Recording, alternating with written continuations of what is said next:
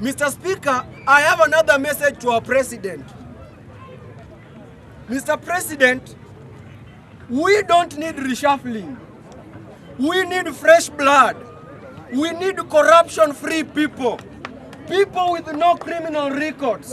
And by even taking Duale from defense to environment. Wewe ndugu zangu wenye hapo nyuma bwana. What is your problem? Go to Bukwara and open your bunge. Go to?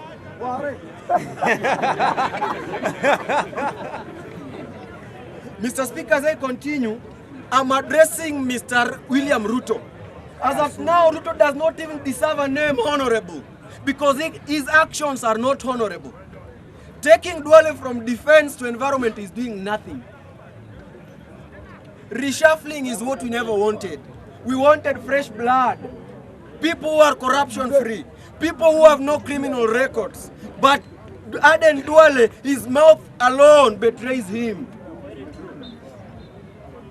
And let me tell you, Mr. Ruto, these old people you take to all the cabinet secretary positions, not all of them are wise.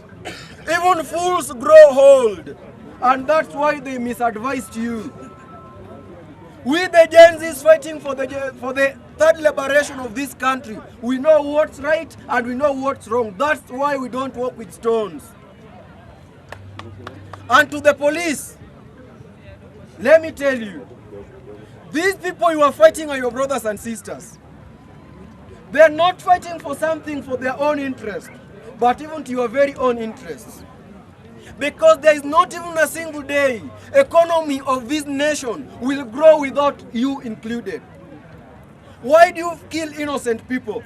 Why do you block innocent people? Why do you beat us? Why do you tear gas us? Don't you know the effects of tear gas? Mr. Speaker, I think our policemen are wasting our resources.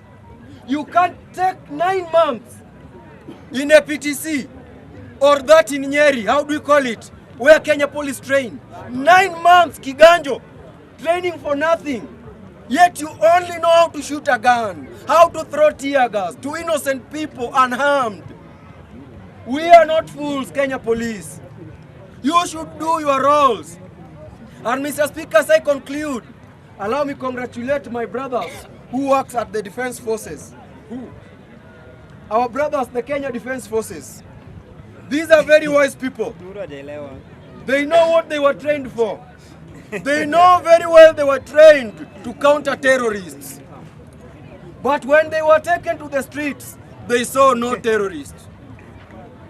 They saw innocent Kenyans exercising their democratic rights. So, Mr. Ruto, as I conclude, together with your government, because we don't have a government. We have a government being headed by goons. In the first demonstrations, Mr. Speaker, as I conclude, there was one woman who stood boldly and said it, that what was done to them in 2007 is what's happening now. And she mentioned the name, and the name was Ruto.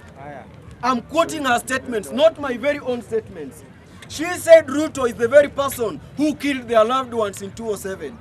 If she referred to Ruto as a goon back then in 2007, and now Ruto is the head of a government, anybody heading a goon is called a goon. And if the government does not have a government, then we have a government. Thank you very much, Mr. Speaker. Yes.